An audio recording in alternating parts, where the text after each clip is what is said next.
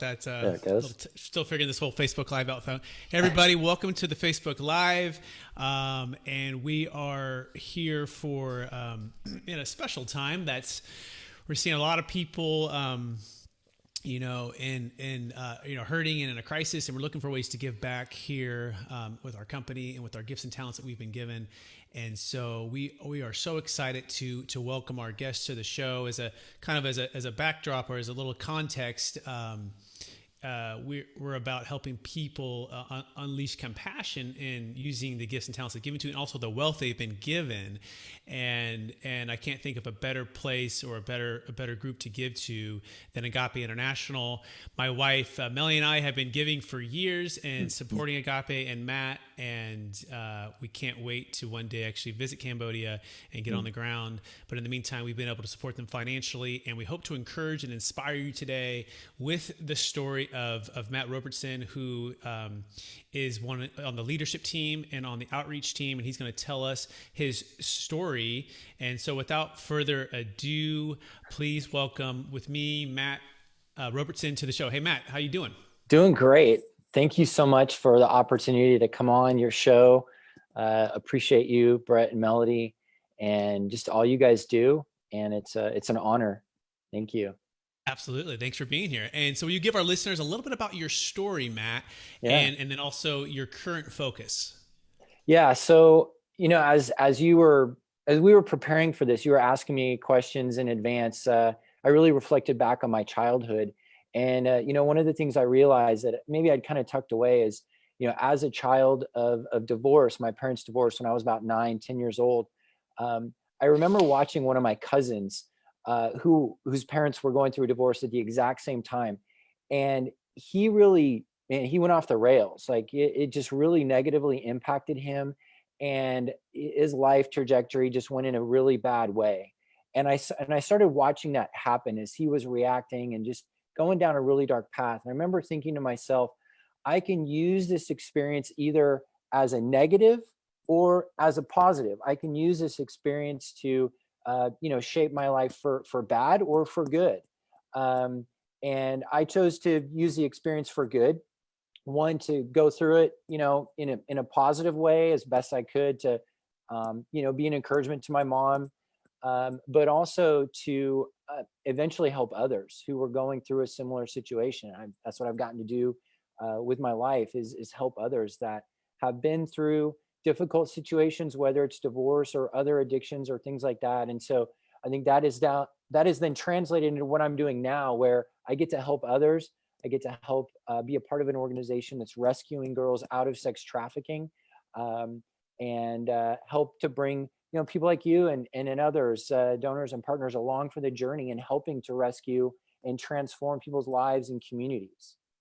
It's so powerful, Matt, taking the pain that we've had from our past. And likewise, my parents were divorced when I was young, and there was pain and anguish associated with that, and consequences of a family falling apart. And to be able to now take that gift that you in a sense, it was a tragedy and it was suffering, but now to take that and use that to fuel your passion for helping those most in need and those who most need to be loved. By the way, for those who are listening right now, if you could, as a little call to action, share this if you haven't already. Comment in the comments. This will help spread the message. And also, I want to remind everybody the website real fast. AgapeWebsite.org is where you can find more about Agape Ministry and the ways to give. So, but Matt, back to what we were talking about here, using the suffering and the pain, or the things that you went through as younger to fuel what you do now. Would you kind of give our listeners a little bit about the gift that you were given? I believe we've all been given God-given gifts and multiple gifts, but sometimes there's that one particular gift that you were given and you recognized as a child when you were growing up. What was that gift that you were given, and how does that help propel how you help others today? Well, I think it's two things. One, it's that sensitivity to other people, their needs, how they can then also help use what they're going through to help others. So when they're struggling, when they're going through a challenge, to try and help them get through that, to provide support for others that are going through that, like the survivors, the girls that we rescue out of sex trafficking. But then to use that as a force for good. So to use that story as a way to help others. So I get to be a part of that and the work that we do. But also, I think as a child, also, I traveled a lot internationally, globally. My dad was an attorney at an international construction company. My mom was a recording artist and traveled the world. And so as a child, I was exposed to the world. And I think that gave me a heart for the world and what God is doing all over the world. He does amazing things in our families, in our lives, in our communities, in our own backyards, but he's also doing amazing things around the world.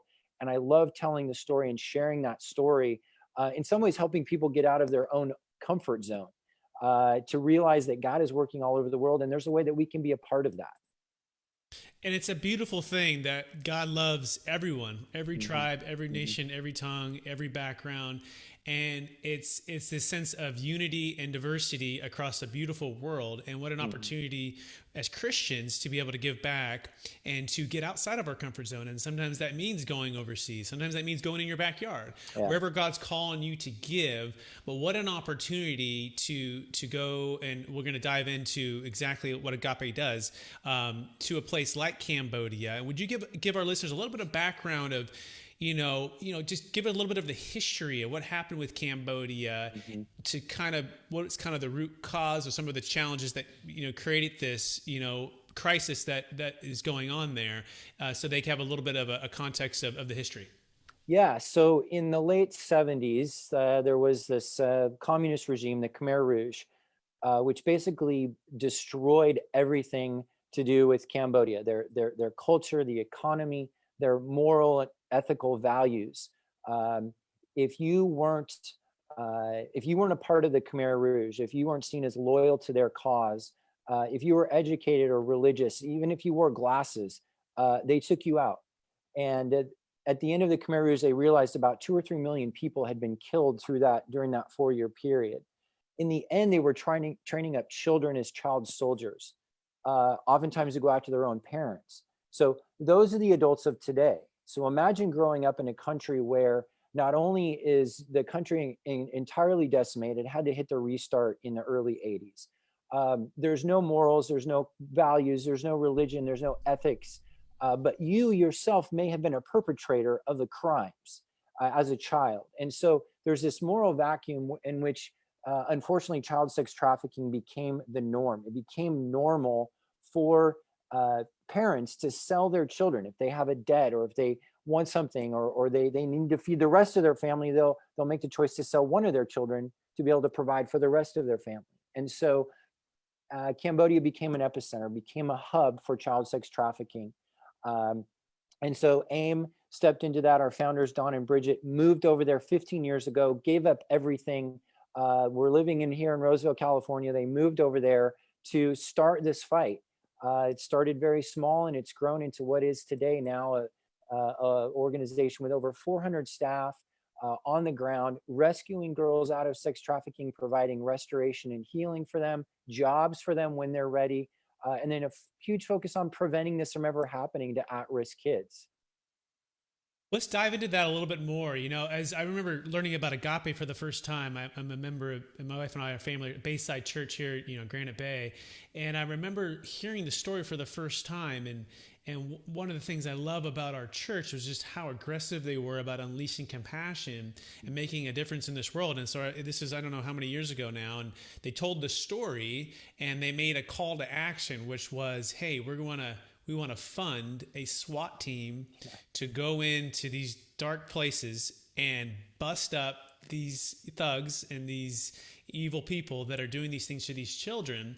So walk us through just that journey between actually being able to do that, right, on a foreign soil.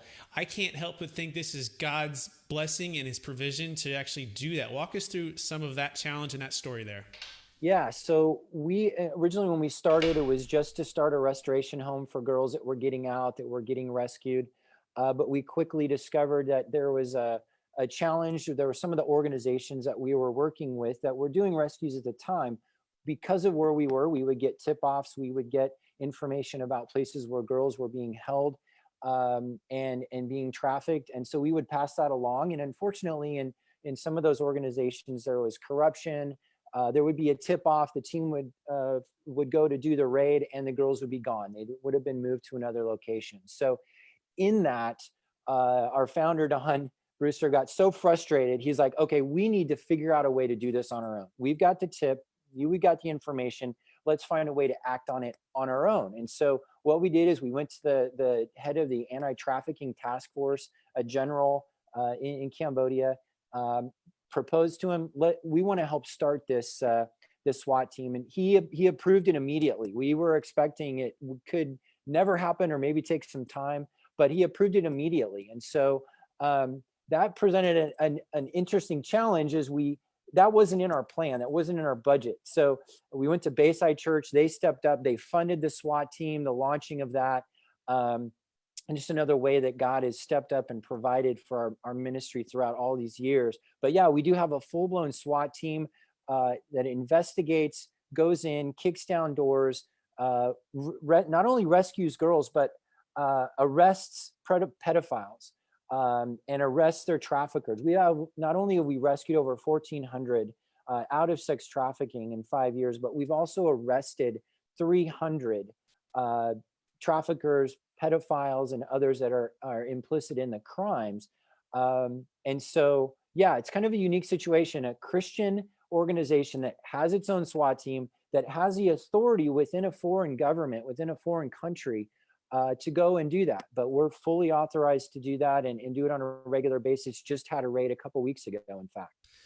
It's part of what just fuels me to be motivated to give, and that, Don and the leadership, and you guys just figure a way out to make it work and make it happen. And you trust in God, and you take action, and you're like, hey, we're a Christian organization, and we're going to find the people who are willing to fight with us, and we're going to take this fight with the SWAT team. And so it just shows the resolve, which also has led to the building of a brand new school that was just opened up I think in the last 24 months or so. Would you walk us through that journey as well with on the ground there?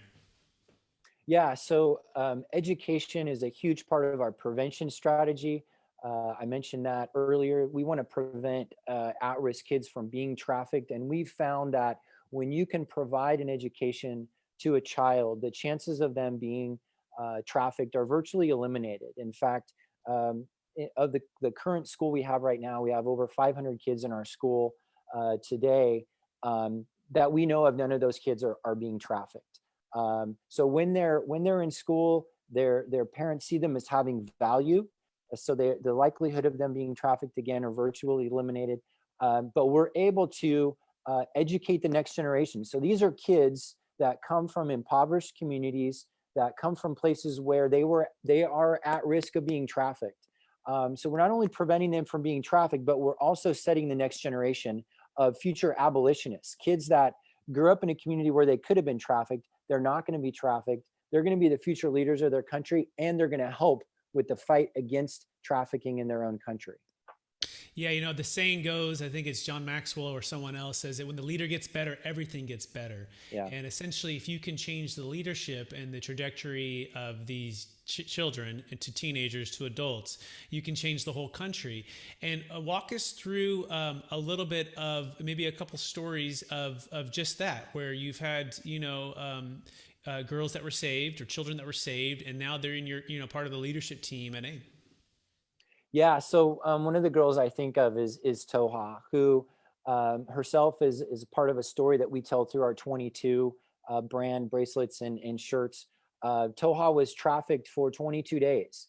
And by the time that we found out about her being trafficked to the time that she was safe and in our restoration home, was 22 days. And originally we celebrated that. We thought, wow, only 22 days. Girls are trafficked for months, if not years. But as we went back and we did the investigation, we went to the brothel where she was held. We confiscated all the records, and it's really kind of sick that the traffickers keep transaction records, detailed logs. And so we were able to go back and discover that in those 22 days, she had been raped 198 times. And so we tell her story because now not only is she healed and restored, she is a part of our SWAT team. She's a social worker on our SWAT team. And so when the SWAT team goes in, they kick down the doors, they rescue the girls. The very next group that goes in after the police, the task force, is a team of social workers that go in, put their arms around these girls and say, you're going to be okay. I've been where you've been. You're going to be okay. And they spend the next couple of days with them, just hanging out with them, loving on them, supporting them, encouraging them. We have a saying in our family that hurt people, but healed people heal people. And so I always think of Toha's story, to think of what she went through. And now she's actually engaged to be married, to think of what she went through, that she would ever want to be with a man, but let alone use her story for good, is just incredible. And I think that shows the power of God's transformative love, and what he can do from the most darkest, evilest situations. It truly does. He's in the business of bringing what's dead back to life, whether that be marriages, whether that be relationships, whether it be those who are in the darkest places. And he can save, restore, and give redemption in the darkest places. So what an amazing fight that you're fighting, and the things that you're doing. Curious, Matt, what's the most rewarding part of what you do? Just personally or for your family, like what's, give us a little more insight into, because it's such a heavy burden that you're fighting, right? And there's when you're in this darkness and you're fighting it, there's a lot there, but give us the most rewarding part of what you do. Well, I think it is being able to use, personally, my experiences, the gifts that God has given me to help others, to see that transformation in people's lives. Not only the girls that we rescue, not only the communities where we're working, to see that transformation, the trajectory of that entire community changed, but also to bring donors and partners along for the journey as they pray with us, as they support us, as they go and visit and see the work, just like I hope you and Melanie can do someday. And they themselves are transformed in that process because they're a part of a journey of transformation of others. They themselves are transformed. So to be able to see that and be a part of that, it's extremely rewarding. I believe when God puts us in a sweet spot, as I call it, of our gifts, our talents, our abilities, a need, an opportunity, we're in that sweet spot. A lot of times it doesn't really feel like we're ever working, because there's just so much joy and peace and fulfillment in what we're doing. Absolutely. It makes me think of my good friend Ronnie Popa and Mike Shelton, who just recently went to Cambodia. Mike's gone on multiple trips, Ronnie for his first trip, and they're building, houses, right? They're taking the gifts they've been given with construction and hard work to build, places for people to live in who don't have any places. And I think the last one was for a single mom and had multiple kids, and they're using the gifts to tangibly go there and make a drastic difference for people who have nothing. And if you can help them economically, and if you can help them get the housing and get their basic needs, you're going to help stem the succession of this theme normal, right? Which leads us into part of what we're here today for. We're seeing an economic, essentially a collapse in a lot of ways, a crisis that's going on, and it's worldwide, right? It's not just America, it's not just different countries. And what we've found in the research is when the economy hurts and those who are the least fortunate get hurt even the most, because the poverty starts to just really ramp up. And when it ramps up, that's when a lot of the predators strike, because they know people don't have the money to take care of their basic needs. And so they feel this force or this pressure to sell their kids, right? And things that they thought they would never have done, but to feed their family. So would you give us kind of a sense of how right now, how crucial it is to make a difference when the economy is now, in a sense, falling apart? Well, yeah. And I just want to say everybody can do something, whether it's praying, whether it's, giving $5 a month, supporting our work, other great organizations that are out there. Everybody can do something. And so I think, the temptation is to begin looking insular, begin looking inward, but forgetting about the needs of others. Imagine girls that are trapped right now in brothels, that are trapped in the back rooms of massage parlors, that don't have a choice. They don't have a chance to get out or escape unless someone goes in and rescues them. We know where a lot of these girls are. Our SWAT team today is investigating cases.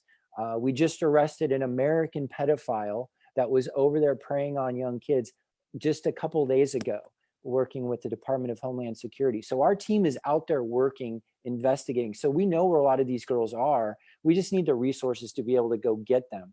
And once we get them, we know that we'll be able to provide restoration and healing when they're old enough, jobs, and then obviously continue that great prevention work that we're doing. So everybody can do something. But as you said, over there in Cambodia and other places where trafficking is so prolific, people do prey on poverty. They see someone in need. They see there's an opportunity, and they'll go to moms, they'll go to dads and say, hey, if you just sell me one of your kids, I can help relieve that debt or pay off that, or you can give you a bag of rice, whatever it is. And so, yeah, unfortunately, these trying economic times do exacerbate the situation. Yeah, so which is why we're here to try to spread the message and inspiration. And also, there's going to be a call to action at the end of this. And we hope that everyone who's listening might be able to give something. And maybe you can walk us through some of the practical part of that. So, what does it cost to rescue?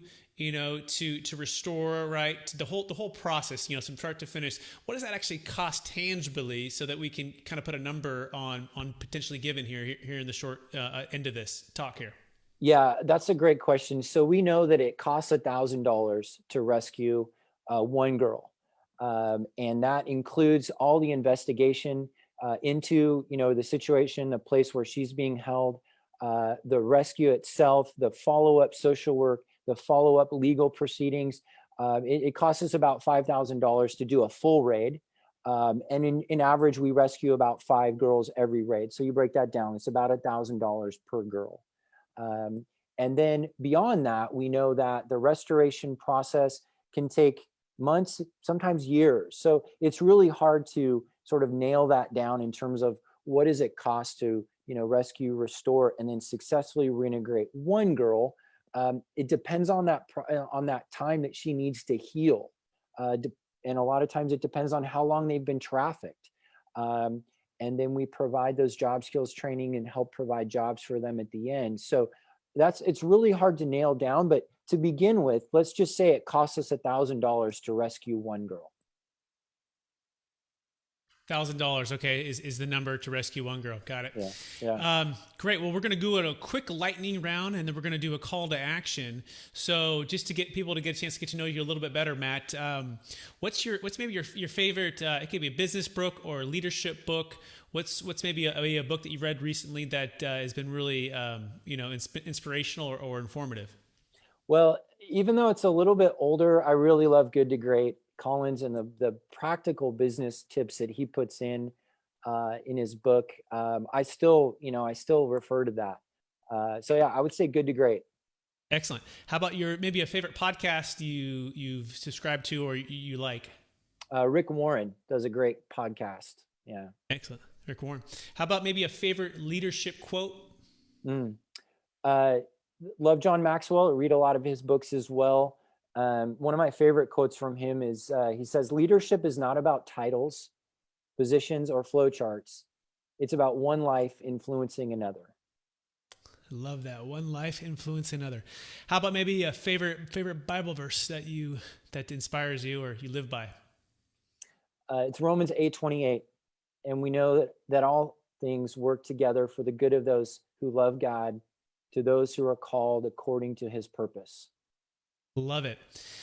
And last question, and then we'll do we're going to bring on a special guest, so you're going to want to stay tuned. This is a special guest and by the way, special guest, as you're listening, get prepared here. We're going to bring you on after this question. Love this guy. And you're going to want to stay tuned. So, Matt, how do you stay centered after all your success and fighting the fight that you're fighting, the burden that you and Agape and the leadership hold, and having your family after all of your success, how do you stay centered in your values and also stay encouraged to reach to new heights?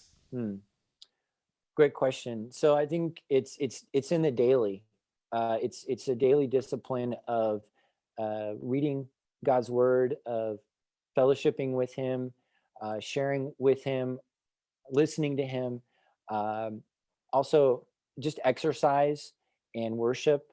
I found that all of those things combined, that relationship with God, strengthening that daily, physical exercise, worship, all of that creates a positive upward spiral that eventually then begins to spill onto others. It's so easy to get trapped in our negative thoughts and a downward spiral. So part of that obviously is taking your thoughts captive and not allowing those seeds to take thought. But I see that daily discipline as really a key part of how to keep energized, refueled, and going and encouraged. Yeah, I couldn't agree with you more. In fact, there's a cool book, by the way, for those who've maybe read it. It's by Hal Elrod, and it's called The Miracle Morning. And it talks about really, some key things. The acronym is SAVERS, right? And there's, practicing silence, practicing affirmations, practicing visualization, practicing exercise, reading. For me, it's reading the Bible daily, and then also scribing, like writing in a journal. And if you can practice this, add one of these to your daily habits, and you can do it first thing in the morning. I can tell you from experience, it's changed my life and my day and my focus in a positive way. So Hal Elrod, Miracle Morning, will give you some practical steps to do that. And so we're going to keep you on, Matt, and we're going to bring on our special guest right now. And so also, by the way, for anyone who has any questions for Matt, feel free to type that into Facebook Live and ask a question, and Matt will be answering those questions after our special guest. And so go ahead and type those in right now if you have anything, and let's bring on our guest.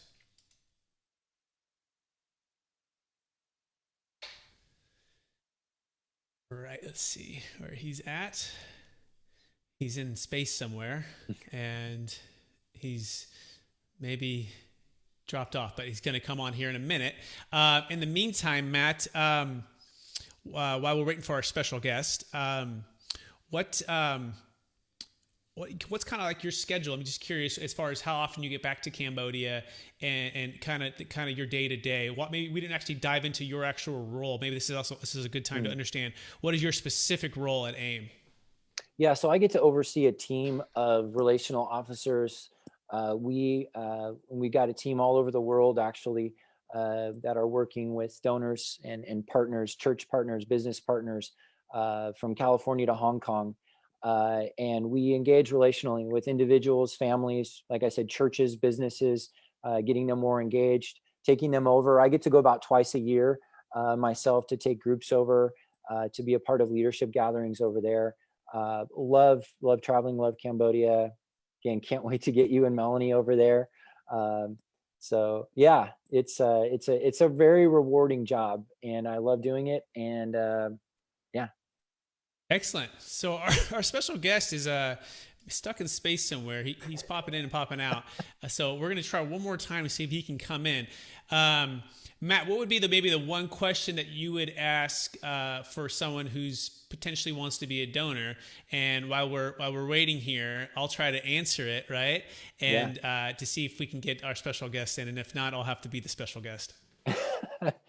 Well, one question that we get a lot is, how do I know, how my dollar, what's it going to do?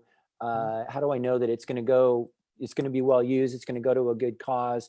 On our websites, all of our financial information, 90% goes to our operational costs. So that 10% overhead, that's a really good rate. 4 out of 4 stars Charity Navigator the last 4 years, which I understand only 19% of charities ever reach that level. So we've got a great record of transparency. That's one of the things I loved about AIM. Before I was on the team, I joined the team just over 2 years ago. I loved the organization from the outside, the transparency, the selflessness of the staff and the team, our founders. It's just a great group of people, both here in the US and on the ground in Cambodia. Like I said, we've got over 400 staff on the ground in Cambodia now. And just an amazing group of people that are out there fighting the fight every day. Excellent. And I think our special guest may be able to hear us. Let's find out. Our special guest, are you there? Hey, I can hear you. There he is. So we have the Robbie Quick with us. If you don't know Robbie, he is a friend of mine. He is a Christian. He's a former pastor. He is an auctioneer. He's an entrepreneur, an entertainer, and he is here to do our call to action. For some reason, his video has been a little bit odd. So I'm going to go ahead and let Robbie take it away. Hey, Robbie, you're on. All right, so yeah, and great interview so far, guys. Been loving listening to you, and Matt and I are good friends, and yeah, I've known Matt, worked with Matt, and so AIM is near and dear to my heart. So I'll just share that really quickly and how that came to be. I met the founder, Don Brewster. I mean, over almost 2 decades ago when I was just a pup, and we met through the church he was currently working at. So I remember when he went to Cambodia on a mission trip. I remember when he realized he was going to move his entire family there and live there and start something there forever. And so I was all in and on board. I've been to Cambodia twice on trips. And I remember the very first time I went with Don, it was life-changing because you can hear about sex trafficking. You can hear the stories from actual survivors that survived it. And yet still something in our mind, something in our brain inhibits us from actually understanding how it's real and it's really happening, right? Because we don't like to think about circumstances that are painful for anybody, let alone ourselves, let alone someone, you know, who is young and can't do anything about it per se. And to see it firsthand, you know, and to understand that it's real. And I got to see it there, real. And it changed my life. And I was all in. And as I became an auctioneer and started raising money for nonprofits, AIM became the place that is like, hey, man, I'm doing this for you guys. Whenever you have a gig, it's just a near and dear to me. And Dawn have talked several times where I'm like, how can I help you? How can I help you? I love you guys. So I'm saying all that to say, I've known AIM, been a part of AIM since the beginning, and have thus learned as much as possible, everything you could think of on a personal level and beyond. And I go, they are doing amazing work and they are changing lives. And that's powerful. So I'm all about it. So I love it. You said, fight the good fight. And so we have an opportunity right now to go, hey, can I jump on? Can I financially become a supporter of AIM? And I got to tell you, in times like this, in any time, by the way, but especially in times like this, the only way I really believe we're going to get through is by having an attitude of gratitude and generosity. And gratitude is, instead of going, all this stuff around me is going on, oh, what am I going to do? It's going, hold on, what do I have? Because even at the smallest level, we have something that we can be grateful for. And that gratefulness, I think, can get you through anything. And then with that, adding generosity. And that can be through a bunch of different platforms, right? But right now we're talking about simply financially. And how can I be a part of that? And how can, and you, we're talking to you, the listener, how can you be a part of that? Well, the first thing I'd say, give whatever you can. It doesn't have to be, you know, $1 million, right? Or $100,000 where you're like, I can't give, you know. It wasn't until I went on a trip and I'd asked for support from others, and someone gave $1, someone gave $25, someone gave $100. Every dollar counted, right? Because I needed. And so right now we're going, how can we raise as much money possible, and so that we can keep them doing what they're doing. Obviously, I work for nonprofits, and nonprofits right now are obviously just as out there and vulnerable as all of us entrepreneurs in the entertainment industry. And so I'm fighting for that, saying, what can you give? Is it $1? Is it 25? And by the way, we have a matching. I want everyone to hear this. We have a matching offer up to $1,000. So if all of us collectively, every $1, everybody's 25. You know what I mean? 30, 100.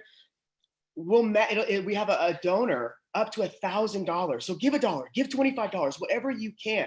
You know, we can give of our time, we can give of our knowledge, but we can also give of our finances. Even in a time right now where things might be uncertain and things might be a little scary, we can be generous and give what we can. And I want to encourage you to do so. And it's going to be matched up to $1,000.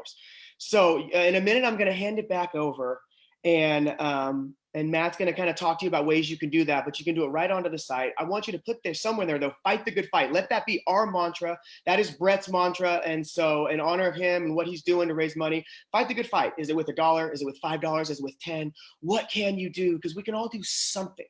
even on a minute level. And as we all do it, look, if 1,000 of us gave $1, we'd have the matching gift and we'd have $2,000 right there. So I just want to encourage you, nonprofits, obviously all of us are hurting, but we're specifically talking about AIM. I'm vouching. It's one of my favorite organizations on the planet. They are doing a work to eradicate sex trafficking in Cambodia and beyond. And I'll tell you right now, they're doing a great job. I trust them. I'm excited about what they're doing. Anytime I get a chance to say something. And that's why Brett obviously has Matt on and is representing AIM as well. So that's my encouragement. We're going to hold this through Easter. So today is April 1st. We're not joking around. This is real. And all the way through Easter. So a couple of weeks, a little over 10 days or whatnot. And we're going to keep that going. So make sure you put hashtag fight the good fight and put your generous gift. And let's support AIM as one of my favorite nonprofits out there. Is that good? That sound good? That's wonderful, Robbie. Thanks, Robbie. Yeah. I love you guys, man. Couldn't have Brett, done that kudos to better you. myself. Kudos to you, Brett. Thanks, Matt. Yeah, I love you, buddy. Absolutely. And Matt, Love you want you to give too. our listeners one last thought before I walk them through? Actually, let me walk you through first how to give, and then we'll finish with Matt giving one last thought here. So I'm going to share my screen, and then I'm just going to take you back to this website. So all you need to go is to agapewebsite.org. That's agapewebsite.org. Pretty simple. There's a big button on the right that says give. You just click on that button there, and then you're going to go ahead and you can do a one-time donation or a monthly donation, and go ahead and give whatever amount you want to give there. And then once, let's just say you put $100, and then you click on that little box if you want to do that, and click on next. And then where you put your email in, you put all of that information in. Let's just do this real fast. And let's go ahead and look at the part where you want to do for the matching gift. You're going to want to put that somewhere. And I wonder, Matt, if you can see this, at what point can they put in I think it's on the next one. Yeah, it's on the next screen when it asks for a memo or a note, a designation for the gift. Just put fight the good fight. Yes, but And fight we'll the good know. fight and that Yep. memo there, and Yep. then once that'll complete the donation. So, and then again up to $1,000 matching. So we want to thank you for being here. I want to give Matt the last word, and also encourage everybody. Oh, by the way, let's see if we have any questions. Let me head over to Facebook Live, and I don't know if Robbie, if you can see that there, and if so, maybe you can read off some of the questions.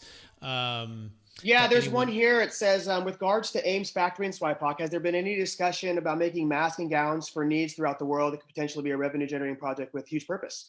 That's from Joshua Rubenstein. The answer is yes. We're actually researching that right now, finding out what standards or guidelines we would need to go by, and then looking for sourcing of fabric. And so, yeah, we're actually looking at that right now. So great question, and we're working on it. Yeah. Matt, what would you need, Matt? Like, if maybe someone on here who's listening, what's the gap between what you have and what you need, and give us some practical steps that maybe somebody has a connection somewhere. Well, one is how do we, once we source it and we're able to start making those, how do we find the customer base? So we're used to selling clothing to businesses and churches and individuals, the clothing that the survivors make. So we know that market really well, but we would need to know we're potential customers, vendors that we could get these masks to, whether it's straight into hospitals or whether it's through a supply company, whatever. We need to know that next channel once we make the masks. Excellent. So if you're in the medical sales industry, or if you're a distributor to hospitals, or you know anyone who is, please connect with Matt, right? And potentially connect those dots, all right? So anyone who's in the medical sales or in the industry of distribution to hospitals, that would be a key connection. What else? Any other questions, Robbie, do we see there? Or if anyone has any questions, put it in Facebook Live and we'll try to answer them live right now. Yeah, that was the big one, and I don't see any others. But what a great job, guys. This is great. This was good stuff. Excellent. Well, with that, we'll end the broadcast, and I want to thank everybody again for listening. This is a part of the Capital Gains Tax Solutions podcast series here on ways to give back. As always, we want to thank our listeners for listening, and know that if you're also selling a highly appreciated asset, part of our vision is that you can defer capital gains tax and then be able to give more because you deferred that tax to organizations like AIM. And so that That works for high-end primary homes. It works for businesses. It works for commercial real estate. Anything that's highly appreciated, we can help. So please share this message with somebody and take some action. And we thank you in advance if you've already given a gift or going to be giving a gift.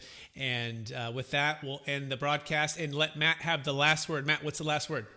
Just want to say thank you. Appreciate you and the opportunity to come on, especially a time like this, to come on your show.